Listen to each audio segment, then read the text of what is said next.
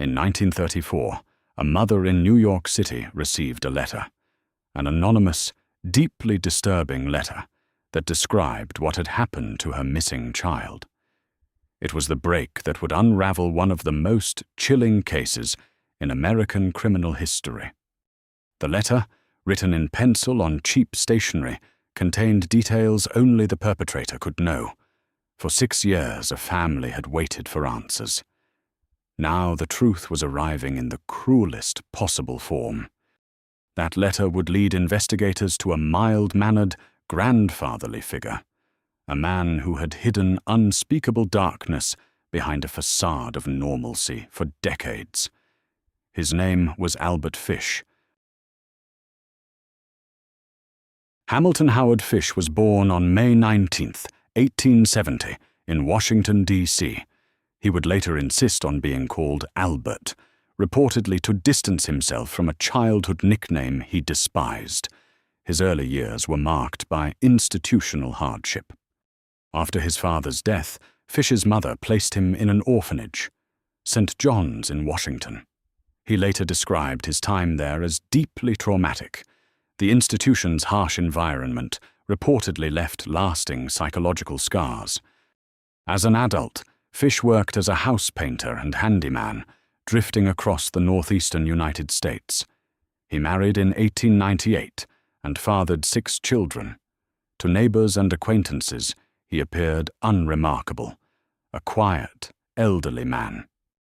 Those who encountered Fish often described him as gentle and grandfatherly. He was small in stature, soft-spoken, with grey hair and a disarming demeanor.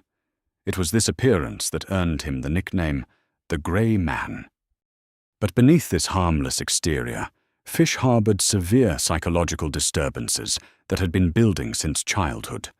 He engaged in extreme self-harm and developed deeply deviant compulsions that escalated over decades.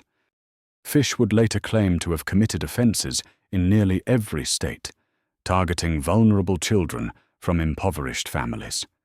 He used his unassuming appearance and offers of employment or treats to gain trust. His mobility made him nearly invisible to law enforcement. The full scope of Albert Fish's crimes may never be known. He claimed involvement in numerous cases across the country, though investigators were only able to confirm a fraction of his statements. What they did confirm was devastating. In 1928, Fish targeted the Budd family in Manhattan. Responding to a classified advertisement placed by the family's 18-year-old son, Edward, who was seeking employment, Fish arrived at their home under a false name, Frank Howard. Fish presented himself as a kindly farmer and won the family's trust over multiple visits. He eventually convinced the Budds to allow their young daughter to accompany him to what he described as a birthday party at his niece's home. She was never seen alive again. Investigators would later determine that Fish had taken the child to an abandoned cottage in Westchester County, New York, a location known as Wisteria Cottage. What happened there would only come to light years later through Fish's own confession. Fish was also linked to the disappearance of a young boy in 1924 on Staten Island. Additionally, investigators connected him to the case of a child in Manhattan who vanished in 1927. In each case, the pattern was remarkably similar: a stranger gaining trust, then vanishing. Fish boasted of harming children in multiple states, though many of his claims could not be independently verified. Investigators estimated he may have had victims numbering in the hundreds, though confirmed cases were far fewer. What made Fish particularly difficult to detect was his transient lifestyle. As a traveling laborer, he moved frequently, leaving no fixed address and no consistent trail for authorities to follow. He drifted through communities like a shadow. The sheer duration of Fish's criminal activity, spanning roughly 2 decades, exposed serious gaps in early 20th century law enforcement coordination. There was no centralized database, no cross-jurisdictional communication to connect the disappearances. The Budd case had haunted the New York Police Department for years. Detective William F. King of the Missing Persons Bureau made it his personal mission to find the child. He spent years following leads that went nowhere. For 6 years, the case went cold. The false name, Frank Howard, led nowhere. Fish had vanished completely, absorbed back into the anonymity of Depression-era America. Then, in November 1934, the anonymous letter arrived at the Budd family home. The letter, addressed to the victim's mother, contained horrific details, but it also contained a crucial mistake. The envelope bore a small, partially obscured emblem, the letters and insignia of a private organization. Detective King seized upon this detail. The emblem belonged to the New York Private Chauffeurs Benevolent Association. King traced the stationery and learned that a janitor at one of the association's flop houses had left some personal stationery behind. That janitor's description matched the man the Budds had known as Frank Howard. King worked methodically, cross-referencing the janitor's forwarding address with known associates. The trail led to a rooming house on East 52nd Street in Manhattan. After years of dead ends, the detective finally had a physical location. Detective King arranged a meeting at the rooming house under the pretense of discussing another matter. When he arrived, he found an elderly, frail-looking man who matched the Budd family's description precisely. The gray man was standing right in front of him.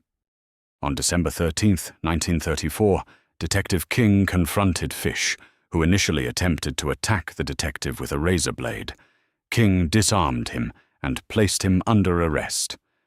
After 6 years, the man behind the letter was finally in custody.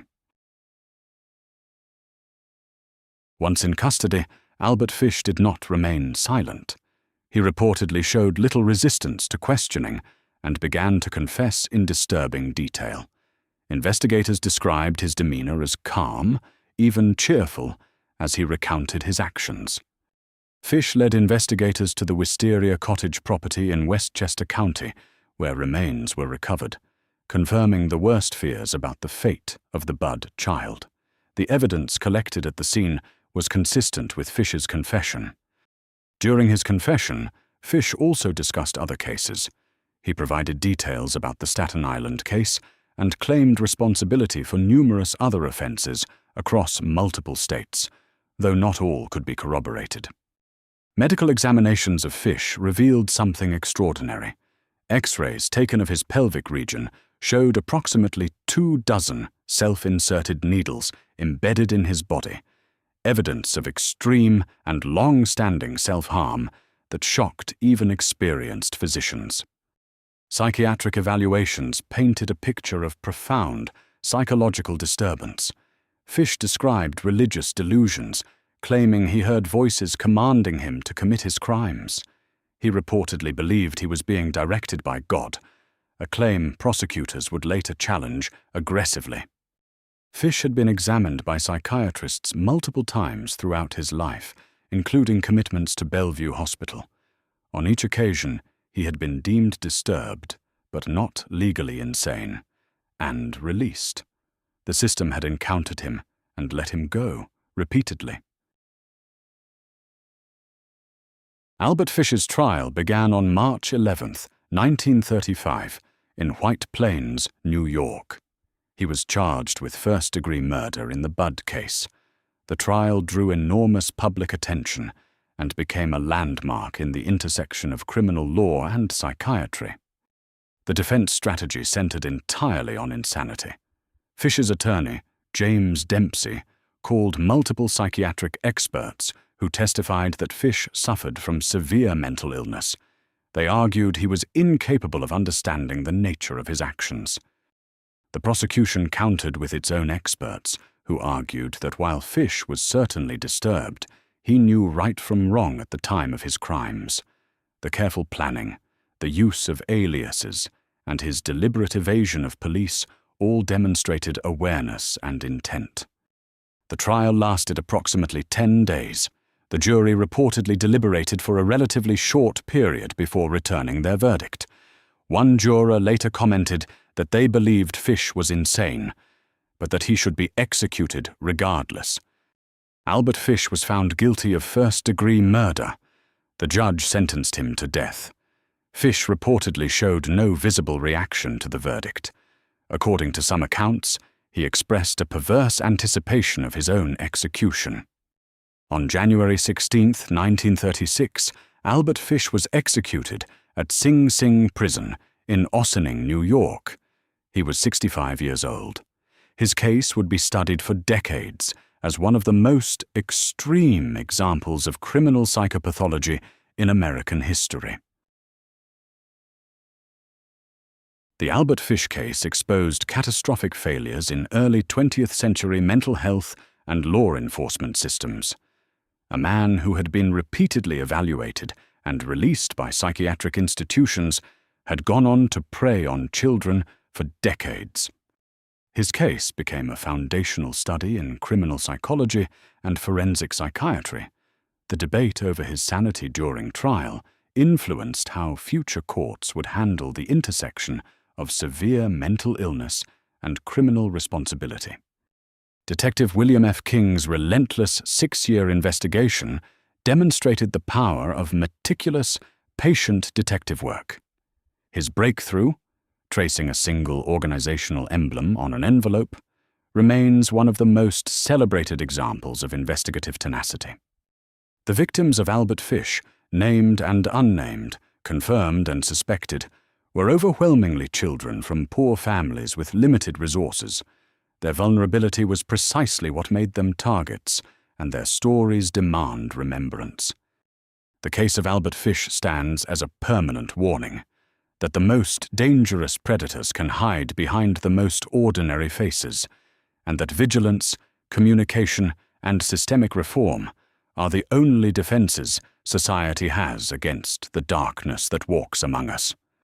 Albert Fish was 65 when he was executed, having evaded justice for the better part of his adult life. The children he preyed upon never had the chance to grow old. Their silence is the reason we remember.